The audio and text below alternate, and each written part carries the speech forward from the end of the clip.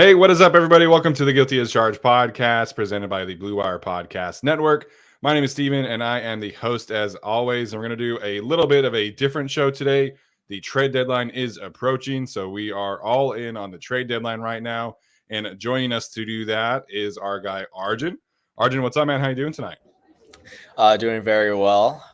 My Michigan Wolverines 8-0 heading into our bye week. So even if the Chargers aren't, keeping me happy, I have one team that's keeping me pretty happy. And amid all the scandal that's going on, we're still undefeated, and no one can take that away from me.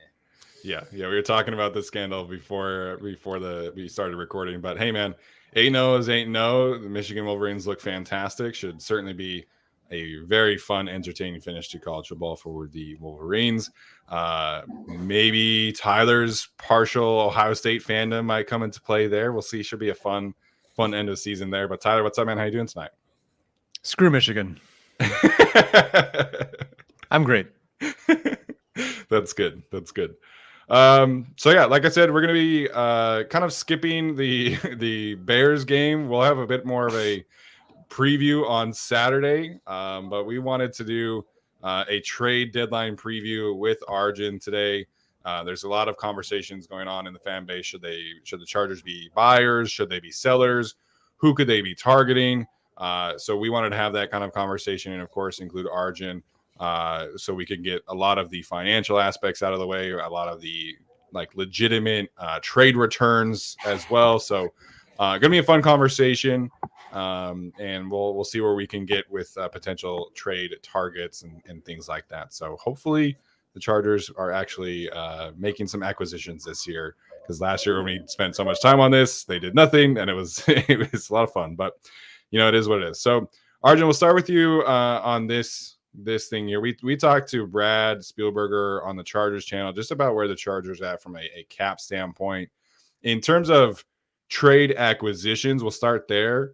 What is kind of the Chargers' resources from a financial standpoint in terms of being able to acquire a trade asset at the deadline? Yeah, it's a good question. Right now the Chargers are basically sitting at around like $9 million in terms of effective cap space. Typically, the Chargers won't spend up to the cap, and so they won't really spend that whole $9 million. They like to roll over some of that cap. So I'd say they probably have about $4 to $5 million if they want to spend in terms of picking up the remainder of a player's base salary. But I think the bigger problem is you have to be wary about what type of contract you're picking up, what type of player you're picking up, simply because the Los Angeles Chargers have the second least amount of cap space entering this offseason. And we'll talk a little bit about restructures and everything later, but it's not an easy process to get below the cap for March, basically. Yeah, that makes sense. As it pertains to the Chargers then being potential sellers, another thing we talked about with Brad is the bit of a surprise that J.C. Jackson had a $20.8 million dead cap hit next year for the Chargers. How does that factor into the Chargers' ability to be sellers at all? Because I think fans are willing to just say, oh, we can trade Joey Bosa away, we can trade this player away, and we'll just get a pick for them, right? But it's really not as simple as that. A lot of these guys have guarantees over the course of several seasons or whatever. So how does that relate to, say, Joey Bosa, Derwin James, basically all the common names that some of social media has brought up over the past few weeks? Yeah, I mean, I think the big thing is if you trade a player, all of their guaranteed money gets accelerated into the next year they get traded. So for JC, that $20 million dead cap hit, or $15 million, it all gets accelerated into 2024. So really, if the Chargers are going to become sellers at the deadline, we're really talking about next year being a complete rebuild year. Because you're going to have a lot of dead money on the books. You're going to have a lot of money you're paying to players who aren't on the team, who aren't producing for the team, and you just can't spend that money elsewhere. You're probably building towards a competitive roster in 2025, but and also in 2025, we don't know if Keenan Allen's going to be on the roster. We don't know, who Justin Herbert's going to be throwing the ball to, who he's going to be handing the ball off to. There aren't a lot of young pieces right now in terms of skill position players for the Chargers that we can, or even corners that we can look to and say yeah, we have guys that are going to be here for the next 5-6 years. So I think if they are going to be complete sellers, we can, I hate to say it, but we can probably write off 2024 as being a competitive year for the Chargers, and it's honestly probably in their best interest to not tank, but try to get a top 10 pick so that they can get a viable weapon or a great player at a premium position that they can build around on either side of the ball. Yeah, I think that's the discussion here, right? Is how viable is being sellers, because it's not just as simple as like you get rid of this player and voila, right? Like you have these cap ramifications for next season, you have culture impacts, you have things like that. My biggest curiosity from trading away players are these players who theoretically could be shipped off in the off season versus doing that now. So like we've had this conversation about the quote unquote big four being Keenan Allen, Mike Williams, Khalil Mack, Joey Bosa. What's the benefit of trading one of those players now? I don't think Keenan Allen and Mike Williams are getting traded. I think both of those players are, the conversation is kind of tabled right now with the way Keenan is playing and Mike and his injury. But theoretically, one of these edge rushers, Khalil Mack or Joey Bosa, are going to be off the team after this season. So what's the cost benefit of trading them now versus waiting and either cutting or trading them in the offseason? Yeah, I mean, I think the main thing is you get draft capital back, which is huge. The other thing with trading them is you could have these talks with other teams that the other teams will pick up part of this player's base salary. So as we saw with JC Jackson, the Chargers had about $10 to $10.5 million that they had to pay of JC's base salary, which is like a weekly payment. The Chargers had to pay about $9 million of that, while the Patriots picked up like the rest of that $1 to $2 million that was left over. So on top of the cap savings you're going to get in future years, you're also going to have a little bit more cap space that you gain in 2023, which can be rolled over into 2024. And if you're going to be selling, you don't really need the cap space in 2023, but it does provide a little more cap relief than if you traded him versus cutting him, say in March, where you don't really get anything back, and instead you just eat a ton of dead money. What are not the Chargers, but any team looking to acquire a player, what typically are teams looking for in these contracts? Because again, we talked about the Chargers and like, oh, trade away Joey Bosa, but there's years, there's injury history, there's obviously the size of the contract. Like, what are teams generally either prioritizing or looking for when it comes to these contracts? Is it as simple as just young guy on expiring deal?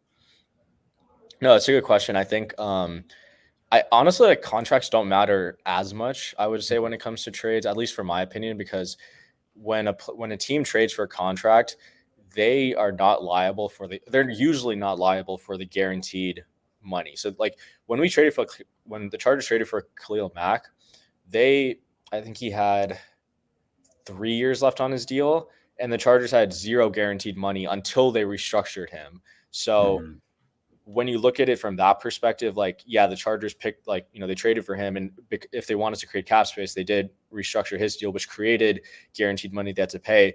But if the Chargers didn't restructure him in 2022 and they instead restructured Joey Bosa back then, the Chargers could have cut Khalil Mack outright and had no dead money involved. So to me, I don't think contracts matter as much, because the team picking up the contract won't really have any guaranteed money to pay. I think what you're looking for, schematic fit, how well can they pick up a playbook, which that's where you're kind of going back to your college scouting grades. You're going back to what your college scout said in terms of his IQ, in terms of his football intelligence. Even your pro scouts, like even some of these guys have contacts around the league, you'll probably hit them up.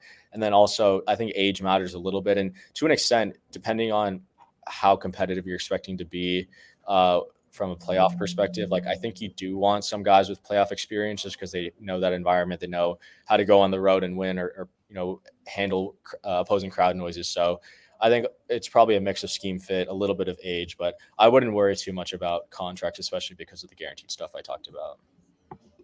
Yeah, I think generally though it's easier to justify, like, if you're a team inheriting a player, it's easier if the deal is over after this current season, right? Yeah, basically. All right.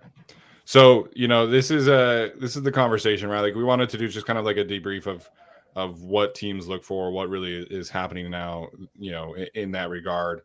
Now I want to have this discussion about what should the Chargers do. I think The Chargers are like what they are thinking is a different conversation here because this regime went all in on this season. So like, I don't think the Chargers think that they should be sellers. I think whether or not they are buyers is a different conversation. But from our perspective, and Tyler, I'll start with you on this one. Should, in your opinion, the Chargers be sellers next week? No, it's almost oddly too early. I wish there were even an option for the Chargers to be sellers. That doesn't seem like there's a great viable one there. I think I'm on the fence of buyers at this point, but that does not mean that I want them to acquire Justin Jefferson. I mean, I'd love that, but I'm not saying that I would like them to be buyers and be huge buyers. But I think they need to add some of the pieces that have not been there this season that, frankly, they just should have taken care of a few months ago. What about you, Arjun? Do you think the Chargers should be sellers, or do you think they should be buyers next week? I think in my mind, they should be sellers just because I don't know. This team just doesn't seem like it's heading in a good direction even this year. Injuries have obviously hurt a little bit with Lindsley and Mike out, but I do. That's what I think they should do.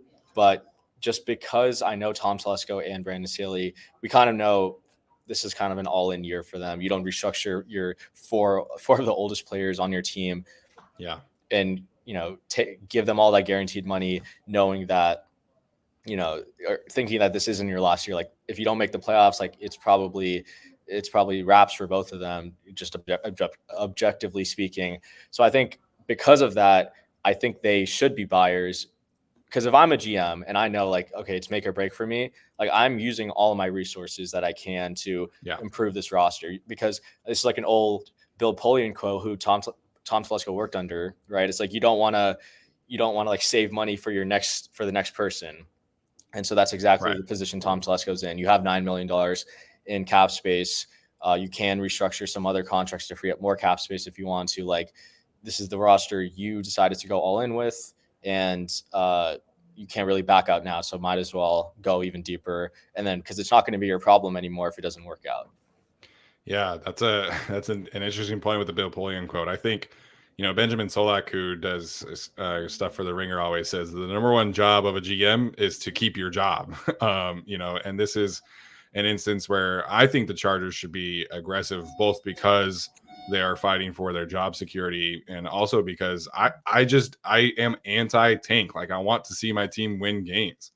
And I think it's easy to justify going out and being buyers because the Chargers theoretically don't need a lot. Like you look at, teams who are trying to contend and have had a lot of injuries, like the Buffalo Bills, for example, they probably need to be aggressive and go get a receiver, a linebacker, a safety, like something.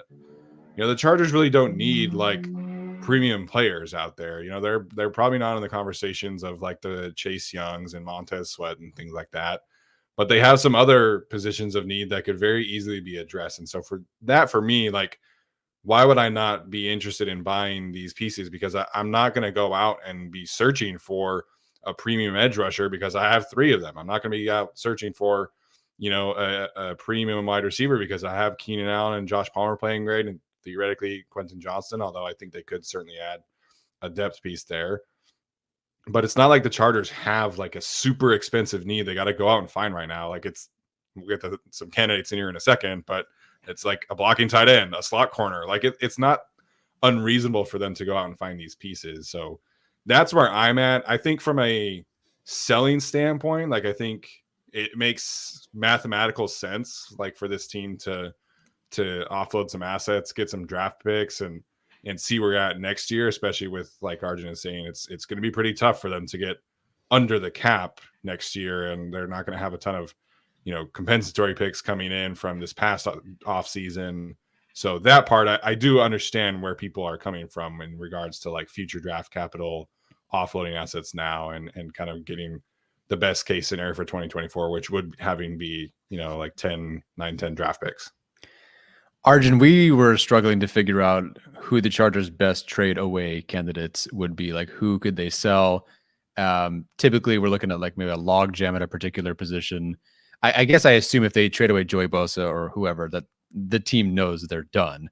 Maybe assuming that the team is not completely done. I don't know. But like, who do you see being their biggest assets to trade away that also seems like, one, someone they could trade away, and two, another team would actually want? Because believe it or not everyone's trading a first round pick for the bad player on the Chargers. Like everyone kind of keeps assuming that there's, Chargers fans have been trying to offload Jerry Tillery for a second for 4 years. And guess what? It doesn't happen like that. Yeah. So who's a player or a couple of players on the Chargers right now who kind of could be sold? Yeah. Honestly, it would be either Khalil Mack or Joey Bosa. And I think the main thing for me when trading away these players is like, how is it going to benefit the Chargers? Like trading away Morgan Fox, like you're probably going to just get like a 6th or 7th for him. But like even more than that, like he's going to be off the books anyway, or he signed a year. He's another year. Yeah. But even that like extra year, like you already guaranteed, I think, a decent amount of his contracts. Like you're not too deep into that. With Joey Bosa, you have a couple years left on his deal. I think, again, if you're in that mindset of we're going to not be that, we know we're not going to be competitive in 2024. Let's just accelerate all of his dead money. Same thing with Khalil Mack. I think just getting kind of the longer term deals off the books early, getting high draft capital or as high as draft capital as you can get for him in a situation where he's playing hurt, but he's like, he wasn't on the injury report today. So like he's getting healthier. I think those are the players you want to target. You want to get the guys with the high debt caps, just so like if you have to cut them, like you're actually going to get something back now versus nothing in March or February when you have to make that decision. So if the Chargers were to theoretically make some calls, hey, Joey Bosa is available, from a draft capital standpoint, what are we looking at? Because I think you're hearing these teams who are interested in like Danielle Hunter, the Washington edge rushers, Brian Burns, these kind of guys are all being talked about as, first round pick, couple seconds, like Brian Burns, the Carolina Panthers could have traded Brian Burns last year for 2 first round picks. I don't think Joey Bosa is in that same kind of conversation. You're talking about some younger players on the rise. You're talking about some players who have never been injured. So in terms of trade value, what really is Joey's trade value if the Chargers did decide to sell him off? I think it's kind of difficult, I think, for me to picture that because he hasn't really had like a complete season, I feel like, since 2020, which is where he really had he played a lot in 2021, but I think people would say like 2020 was his best year in like the last 4 years, right? Like he even talked about like understated, like his run defense has gotten a little bit worse. Like he had to switch from a 4-3 DN to a 3-4 outside linebacker. But that also probably, him playing in multiple schemes probably does increase his trade value. But I would say like his trade value probably comes out to be a 2nd round pick. It could be like a 3rd and a 4th. It could be 3/4. It could just be like a combination of picks to get to a 2nd round pick. He's a little bit on the older side now. Like, again, I haven't seen that elite production from him since 2020, really. 2021, I guess, but like, again, that's still like 2 years away or 2 years before. It's good that he already signed his contract and the Chargers have guaranteed a ton of money so that the team that's taking on his contract won't be on the books for that much.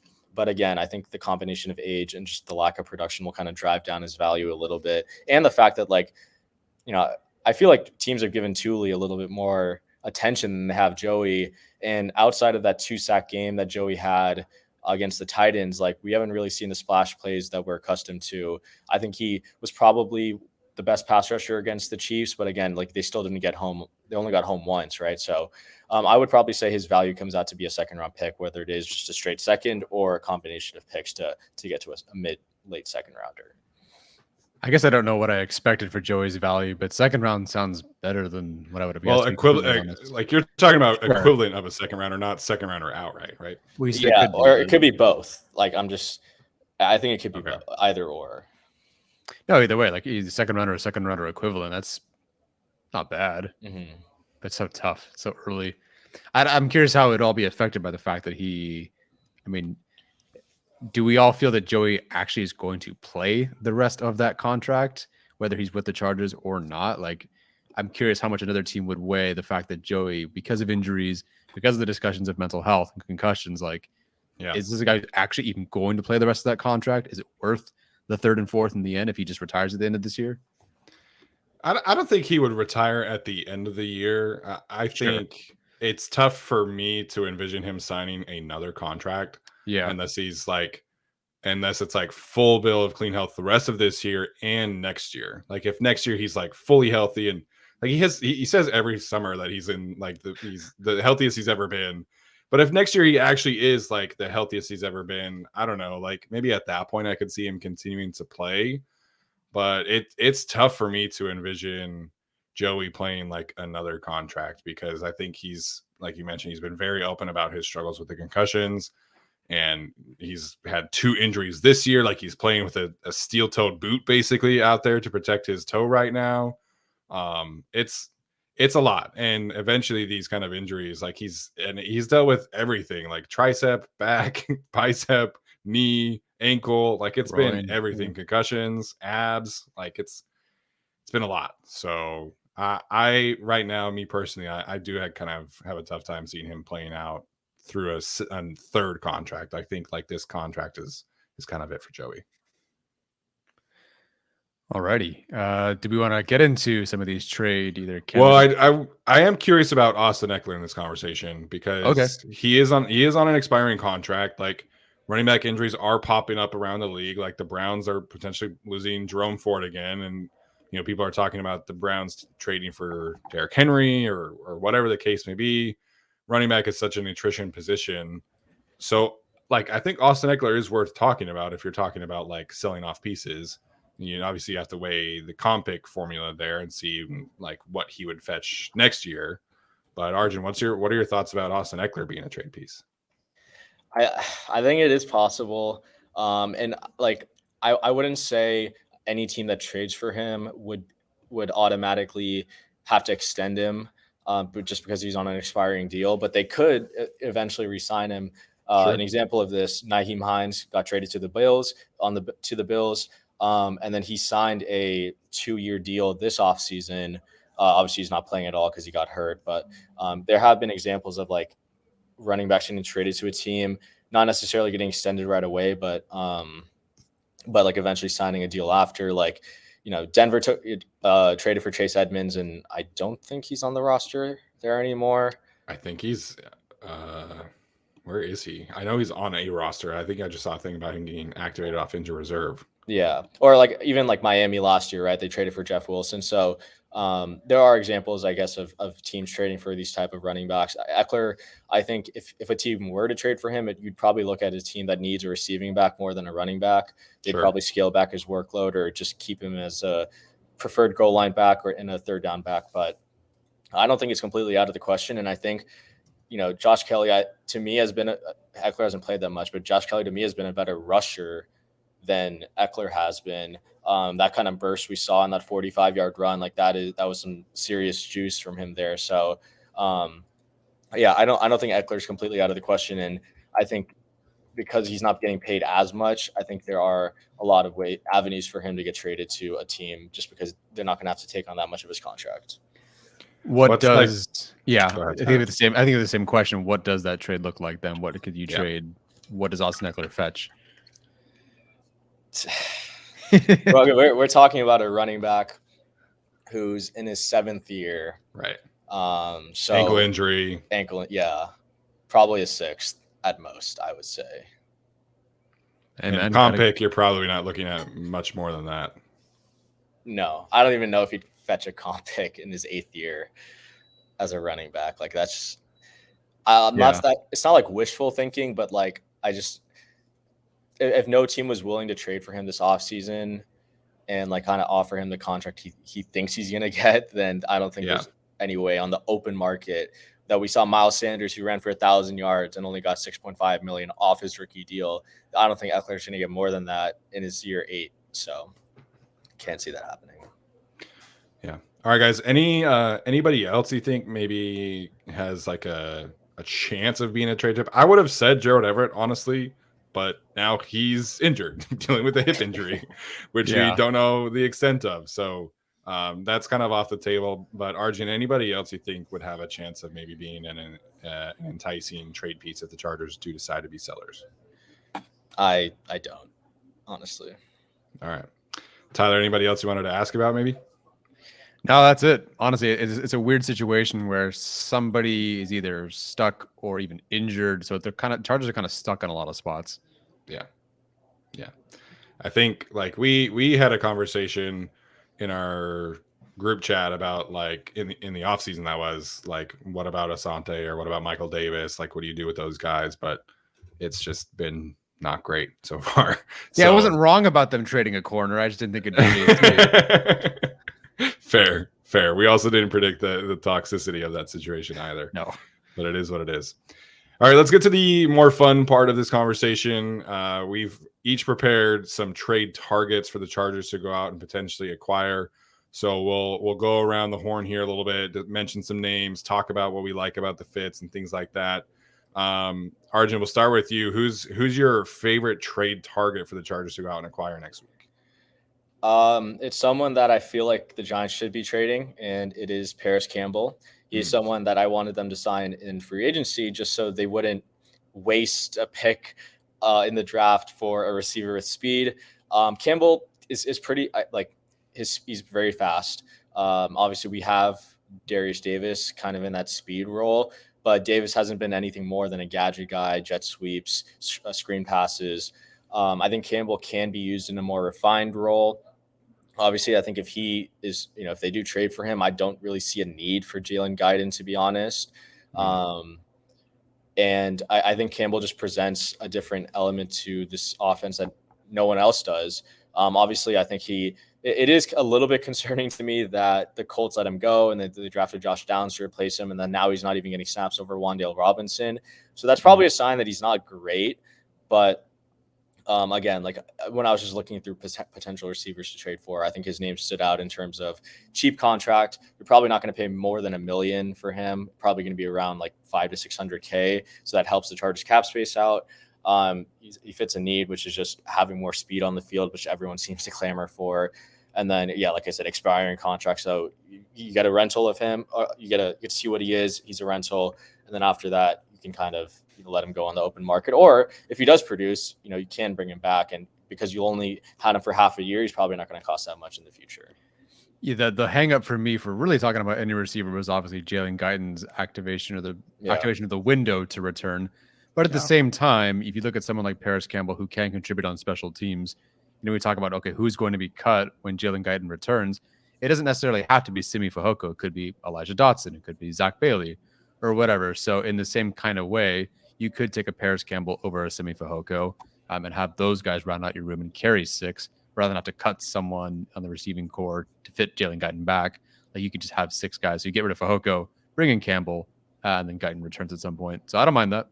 Yeah, I don't mind that either. I think, he's mostly a slot guy, but I do think that actually could benefit the Chargers right now because, we talked about this on the Chargers episode with Brett and EJ. The slot snaps for Mike Williams were such an important aspect of what Kellen Moore was going to bring into the season. And they haven't given Quentin Johnston those snaps. It's been just kind of more 12 personnel sets, Josh Palmer playing in the slot a little bit more. So getting like a guy like Paris Campbell, I think would benefit them. And it would kind of open up some part of that Mike Williams packages. Obviously they're not similar receivers by any means, but just having another weapon in the slot that they trust, I think could be beneficial there. So Tyler, who's your number one trade target for this Chargers team? I believe you kind of hit on some of this earlier. You talked about either blocking tight end or slot corner. That is definitely what makes up a lot of my list. So for me, if he's available, I'm on a team that's not doing so hot. I'm looking at Troy Hill. I think at some point you need to understand that Jaw Taylor is who he is at this point in his career. I think you're worried about what he is in coverage, which is right now giving up, 250 yards in the slot and not looking so great. It certainly was not his best day the last couple of weeks. I think there's an issue of maybe communication, responsibility. If Brandon Staley, if he's saying that part of the issue in the defense and the coverage is just knowing responsibilities, knowing the defense, understanding coverages, leverages, whatever, passing things off, you name it. I think someone like Troy Hill, who obviously we've been asking sort of for on the team for like 3 separate years now in different scenarios, but like I do feel like it would fit. And then, frankly, at this point, I'll take a player who's given up, and I think it's 100 yards over the last 6 games. I think he's given up 37 yards the last 3 games playing Detroit, pretty good offense, Miami, and I can't figure out the third. I can't remember the third one, but some pretty good the Vikings. Debatable on the whole good offense part there, but still, I'll take that honestly. So I just think that, especially if Dean Leonard, we'll see how the injury turns out there. Jaw Taylor is always going to be a special teamer, but I think right now, like, that's more where he's at. And I think if you're trying to buy a player and trying to get a player, they got to hit the ground running because this team cannot afford to lose really anything for quite some time. And so I think Troy Hill is an easy insertion into the defense because of the familiarity. Yeah, I think that's a good one. I think like there is a real conversation to be had about Jasir Taylor and some of his struggles, because what you're talking about in terms of like communication and passing off routes, like that to me is the biggest struggle that I've seen so far on his tape. Is there are instances where you can clearly tell like either he's expecting the linebacker to take a different route, or the linebacker is expecting him to take the different route. And sometimes him and the linebacker, whether it's Kenneth Murray or Nick Neiman or Eric Hendricks, they both go to the same player. And there's a lot of miscommunications happening in that regard of just like cleanly passing off routes. And that led to the big Rashee Rice play in the second half. It led to a big CeeDee Lamb play in the red zone against the Cowboys. So I think individually, when Jasir has been asked to play like a little bit man-to-man coverage, I think he's been okay. But it's just like the passing off routes, specifically in zone coverage, has been a big struggle of his, in my opinion. Cool. Arjun. Well, sorry. We did Arjun. Ignore me. We did Arjun's. Okay. Sorry. To no surprise, I am going to talk about a blocking tight end. This is such a need for the Chargers. I mentioned this on Twitter, but if you filter run blocking snaps to at least 30 snaps on PFF, there have been 87 tight ends who have logged at least 30 run blocking snaps. Gerald Everett has the highest run blocking grade of the Chargers tight ends, which is not even Gerald Everett's forte. That's not why you signed Gerald Everett to run block. And he's like in the 30s. He's like 35th. Stone Smart, Donald Parham, and Trey McKitty are all under 75. Like they are bottom third of the league in run blocking grades. And like, I'm not a huge proponent of just saying like PFF grade is this, that means this, right? Like the film also has to match. And in this case, it does. The Chargers tight ends after Gerald Everett are not good blockers right now.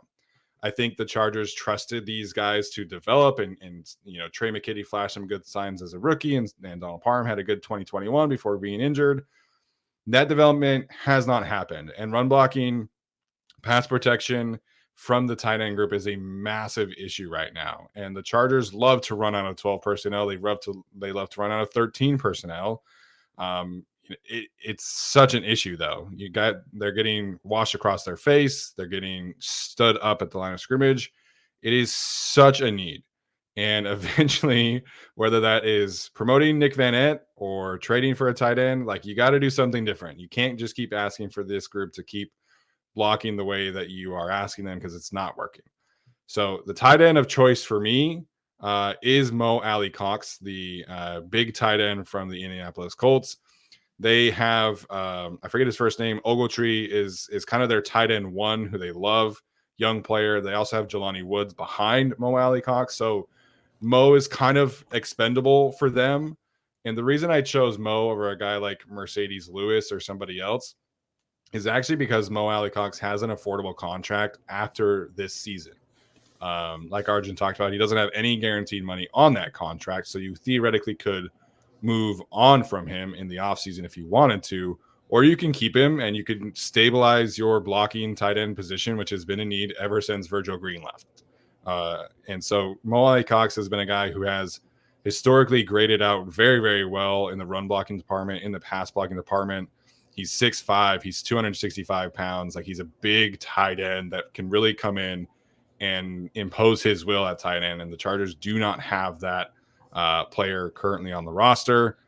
Brad Spielberger, we mentioned him a few times on the show, has mentioned Mo Alley Cox in a few of his articles and thinks he would only cost a 7th round pick. So for me, that's kind of a no-brainer. You stabilize the blocking position for this year and next year.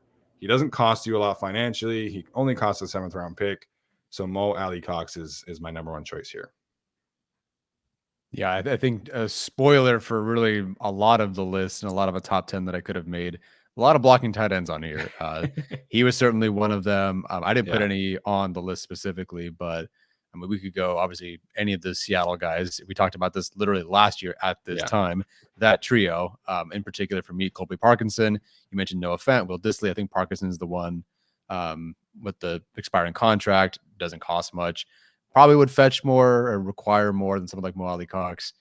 Mercedes Lewis, obviously that sounds great. Frankly, if they want to give up Robert Tonyan at this point, that's fine by me. Like anything at this point, because Gerald Everett did not practice the hip injury as of today. Donald Parham has one functioning hand. Trey McKitty is inactive at this point, and Stone Smart, God love him. I think he hustles his butt off and has some good blocks, but he's not an inline blocking tight end type. So surprise, tight end is a big need and focus for me on my trade list. I've already shared some there. You've got Mo Alley Cox there. So, it's a need, and I wish they'd addressed it earlier, but now they got to get it done. Yeah, Colby Parkinson, probably a dream scenario, but, the Seahawks love him. He's a young guy that I think they probably want to build around, but Colby Parkinson definitely deserves a mention here.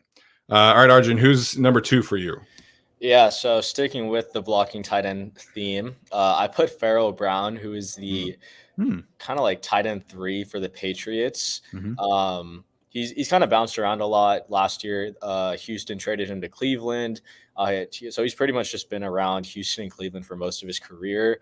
I did find it interesting. Brad said Mo Alley Cox was worth a 7th because Pharaoh Brown is not as good as Mo Alley Cox, especially receiving wise. So if Mo Alley Cox is getting a 7th, then this guy probably deserves less than a 7th.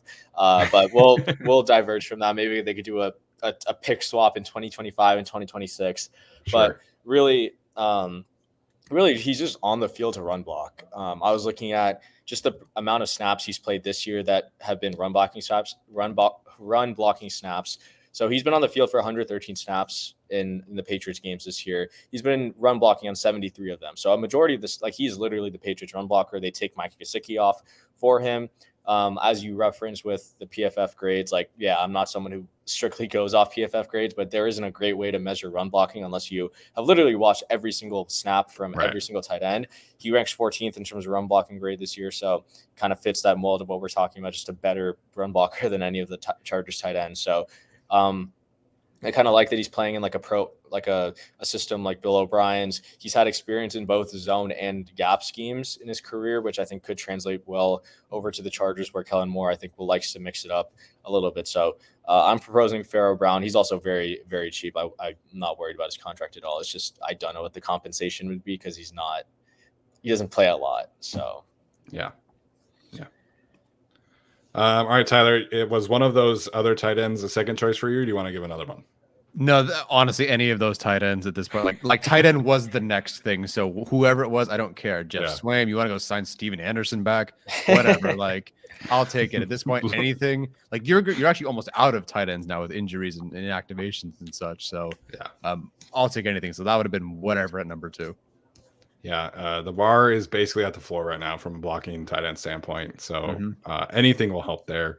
I mentioned, slot corner safety. I think safety is probably less of a need now because Dean Marlowe has played really, really well for this team. But Jalen Mills is interesting to me. He's had a good amount of experience in different schemes, so he could certainly pick up anything at this point. He's played corner for the Patriots. He's played safety for the Patriots. He's played safety for the Eagles. So there's a lot of for me, football intelligence that comes from that kind of experience. And maybe the Chargers do feel like they can get, Ja'Sir Taylor to become this quality starting, slot corner. But I think having a guy like him can also just ease some pressure on Derwin James and having to play him in the slot that much and be able to have a different kind of option there because Dean Marlowe's not playing a ton in the slot. It's not really Alohi Gilman's specialty either. So you just bring in some more defensive versatility, even if you're not necessarily like replacing Jasir Taylor. You're just kind of taking some pressure off of the room as a whole and adding in another versatile piece. And so he's somebody that I think could make some sense for them, just from a depth standpoint. Not necessarily replacement, but more of a guy who can come in and provide some depth. He is on a expiring contract, so again, probably does not cost them very much at all. And again, Brad Spielberger has him valued at a 7th round draft pick on the trade market. So just another name that I think could bring some stability at the slot. So in terms of corners, they have obviously they're starting 3. Dean Leonard is, I think, on his way back. Did they add another corner? I know they've like a lot of practice squad. Vassie, yeah. Oh, no wonder I forgot. I don't even think he's had a single snap since they signed him. No. So okay, with that in mind and that said, then yes, I agree with your assessment there. Good choice. Thank you. I guess I kind of diverging from the trade conversation here for a little bit. We asked Brett Coleman about like why he thinks the Chargers are playing the way that they have been, and he mentioned speed as a concern for that group. Theoretically, like putting his mind in the Chargers coaching staff's mind, and like maybe they don't trust their corners to play the deep ball. Essentially, Dante Jackson has been mentioned, as a cornerback who can maybe be available here. What are your guys' thoughts about like adding an outside corner, or are you just waiting for Dean Leonard to get healthy? Given what we had seen from Dean Leonard in camp, now it's just camp, but like he looked freaking good. So I think that I'm going to jinx myself, but I actually feel comfortable waiting for Dean Leonard to get back. If you can find an obvious upgrade replacement there, maybe. But if we're looking at like 7th round trade guys and roster-ish bubble depth guys, I would love to just see what Dean Leonard could have as the depth piece. I don't think he'll see the field, but I'm actually fine with him. What are your thoughts there, Arjun? Yeah, I find it hard to really trust in Dean Leonard, especially. Fine. Oh. Okay, I didn't shut him off. I swear to God that wasn't me. Like I didn't kick him out when he said that. I swear that wasn't me. Okay, am I back? There we go. Sorry, I think I just cut out from my school Wi-Fi, but I was saying tough to really trust. I think that like a 7th round pick in that role, just because we haven't really seen him play. I also wasn't there at camp. I couldn't really follow much of Chargers training camp since I was in New Jersey for most of the summer. So obviously trusting what your intel is there in terms of him performing well. But yeah, again, like if they really do feel like they need to make an upgrade at corner, I would just go out and trade for one, just because, there are guys who've played in this type of scheme. You mentioned Dante Jackson, which he's playing in Edro Evero scheme, which is a kind of Fangio, Sealy, Raheem Morris disciple, whatever you want to call it. So there are guys out there who could be upgrades over what you're getting, but I just don't find it easy to believe that like someone's just going to come in and be better than Michael Davis and Asante Samuel. Like we've already, and like you talked about it, like they struggle in zone because of the communication issues, because they're struggling to pass off routes. Bringing someone in mid-season and having them start right away, like the communication issues are probably not going to fix themselves. I'm not saying it's not it could fix itself theoretically, but I think it's more likely that it'll compound and actually get worse than it would get better. So I'm not saying you're stuck. It's tough to say like they're stuck in this with this cornerback group, but seeing as the issue has mainly been communication and that kind of passing off routes and not more of a physical thing, I don't really see like a true upgrade on the market in terms of corners, at least outside corners. I think there are guys. I was going to propose Bryce Callahan as my last upgrade or signing / trade, but I still don't know why he hasn't been signed actually. But yeah, me neither. That's the guy. Like you just get someone who's literally been on this team for a year and has played with these guys around him who can't communicate well. Yeah, I think Troy Hill's a good call of a trade target because he's been in the system. He hasn't played with these guys, but Bryce Callahan, I think, comes in and solves a good amount of the issues that are happening right now with this defense. And I understand, like, I thought that Jasir had some really good moments last season. He also had some up and down play, particularly against like the Broncos. You watch his tape against the Jaguars in the playoff game after Michael Davis got hurt. And you see some moments and you see some struggles, right? Christian Kirk got him a few times, but I can understand why you would want to have this like competition in the slot with Jasir, with Asante. Now you don't have Michael Davis, and it's like if Jasir gets injured, what's the plan? He's saying Bassey? Like I don't understand it. So for me, it's just like this team needs more depth, and I think they do need some help in the slot. And that doesn't necessarily mean like you're abandoning Jasir Taylor's development by any means, because you're not signing Bryce for like multiple years. You still have the chance to develop Jasir on the next 2 years of his contract. So I do think that they need to do something in the slot. I think that solves a lot of their issues. All right, we're at the third guy now. I think the third guy in our list, or fourth guy, or technically. Yeah, so Arjun mentioned his, which was Bryce. So did you have another one, Tyler? Other than the tight ends I listed, Terrace Marshall is definitely somebody almost interested more so for him in 2024 because he does have another year on his deal. Sure. So this is more of a, okay, Jalen Guyton is probably gone next year. I think they're moving on from Mike Williams next year. I assume they're keeping Keenan Allen. Technically don't know what you have in Quentin Johnston. I wouldn't be opposed to adding someone like Terrace Marshall to just, even be on the back burner. And I don't know how much he'll get done this year, but injuries can happen. And also just have a guy on deck next year who doesn't cost a whole lot. I'd consider him. Can I throw out an idea that you're going to hate? Go for it. Okay. Considering 6-rounders who might not be playing to where they should be right now, what do you think about adding? Now, this is a whole thing because there's Jordan McFadden, Tevin Jenkins. Ooh. So what's the idea here with Jamari? You're replacing him, or you're... I think if you are a team that is hoping to make the push, and now this is a lot of ifs and buts and whatnot, but Tevin Jenkins, I mean, the difference in, at least statistically, the numbers are pretty beneficial, or it looks better, right? 12 pressures allowed last year by Tevin Jenkins, 12 allowed so far this year for Jamari Salyer. And I just think Jamari's not quite there yet. I don't know that Tevin Jenkins really is, but having talked to EJ and talked to Brett about Tevin Jenkins and how he played and how the run game has evolved so much for the Bears over the last few weeks because in part of him and Darnell right next to each other. They have Nate Davis as their high-paid starter at right guard. They have Whitehair as their left guard.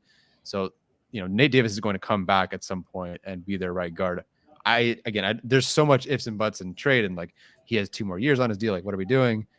But I'm just proposing, really in general, that right guard isn't completely solved for this team. Not that right tackle feels like it either, but I don't think Jamari, as much as I love him, and I love Jamari Salyer. I think they might need. He either needs to figure it out quickly, or they have to find a way to fix what's going on at right guard because it is costing the Chargers right now. What's tough for me about that is just like they've already gone through some shuffling without Corey Linsley out there. And to me, like it's not necessarily individual performance from Jamari, when he's asked to just block straight up. Like he's doing a fantastic job. He had a few really high level reps against Chris Jones, is what I was trying to say there. And I think you watch some of his tape against other players. Against Osa, he had some really good reps as well. There are certainly times he can be had from like a speed rushing defensive tackle, but it's kind of the same conversation with Trey Pipkins. The main issue that those two players have is communication between each other. Like there are so many times where the stunt pickup is just inconsistent. And then you see them like look at each other and they're like you can tell that they're frustrated by the whole situation. And so it's not that they are not getting there as players. I think individually, like they're both playing well. It's just when they have to work together, and that cohesion I think is so important, between a guard and a tackle. And I wish it were getting better, but it's not. So I would worry about like having to have them pick that up again, like with a different player, whether that's through an injury or whether that's through a trade. That's my concern, because communication is already an issue there. And I wouldn't want to throw like another variable into that equation. Yeah, that makes sense. One other thing I'll just throw out there, not a player, but did you guys look at any centers while going through this exercise? Because obviously Will Clapp's the backup, but I mean, if Corey is like we're going to retire at some point, and that is the issue. Like I feel like center would be someone they'd look at. Do you think that they would make that move? Can you get that, figured out in the middle of the season? Hey, center, you're really good. You're better than Will Clapp, but you got to figure it out right now. All the protection calls and everything. I don't know how viable that is. I don't know how often teams trade centers in the middle of the year, but I think that if communication is the issue, and all that sort of stuff, I wonder if bringing in an elite guy, who is it? I have no idea. I'm proposing this because I didn't look at any centers, but it was in the back of my mind because of Corey Linsley's potential retirement there. No, I think that's a fair conversation. Arjun, do you know of any like center such a like not buzzworthy position? Any centers that you might know of that might be like available? Because I haven't seen of any that are in like legitimate trade talks. I've seen like maybe Brian Allen's name thrown out there a little bit, but do you have any insight there? I mean, David Andrews, maybe from the Patriots, if they are trying to sell pieces, kind of a veteran guy, has been around the league, played under Brady, played with Mac. Like, so he's had experience being with a veteran. He's probably had experience setting the protections with Mac. Had experiences in multiple offenses with Josh McDaniels, Bill O'Brien, and then Matt Patricia and Joe Judge.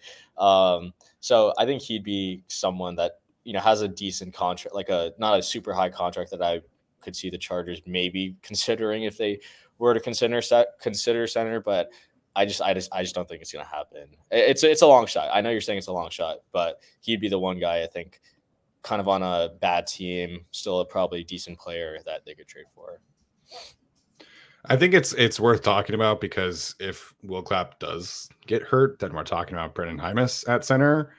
And while I understand why they kept him, and I understand that like this might be his best position, he's never played center in a real like regular season game. And frankly, he's only played it in like a couple preseason games. So I think that is worth exploring. I think that for that to be a smooth transition would have to be somebody that the team is familiar with and that specifically Justin Herbert is familiar with. So if we're talking about centers, I think it's worth talking about Dan Feeney potentially coming back because I think that we've reached the Dan Feeney part of our discussion. Wow. I see what you're saying. Like it would have to be somebody that Justin is familiar with and somebody that you're like, comfortable with bringing back into the scheme. And he's never played for like Kellen Moore, but there are some similar things between like the Shane Steichen offense and the Kellen Moore offense. He's familiar with Justin Herbert. Like, I wouldn't hate it, like it is what I'm saying, because center it's like you're not trading for a starter unless you're talking about like David Andrews. So if you're just trying to upgrade your backup center, like I think Dan Feeney is at least worth mentioning. That was my follow-up. So this is assuming Will Clapp is healthy, but we're going to get a backup. Yeah. Okay. So Will Clapp, I have a tough time envisioning them trading for somebody who's better than Will Clapp at center, but trading for somebody that is better than Brendan Hymas is definitely doable. Cool. So there we go. We got to the Dan Feeney conversation. They'll see Dan. They'll see Dan this week. He's a Chicago Bear. He can just stay in Los Angeles after the game, I guess, or Tevin Jenkins, either way, or Mercedes Lewis too. Yeah, your whole blocking unit. Yeah, I don't want any much other part of their roster, but the blocking unit can stay. Yeah. All right, Arjun, Tyler, any other names you want to bring up before we head out of here today?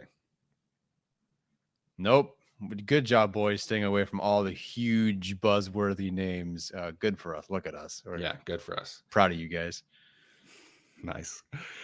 All right, guys. Well, hopefully you enjoyed that conversation. If we didn't talk about a name that you particularly like or would love to see the Chargers inquire about, feel free to hit us up on Twitter, comment, and we'll let you know what we think there. So appreciate the support. As always, make sure like, subscribe, all that good stuff. Follow each of us on Twitter.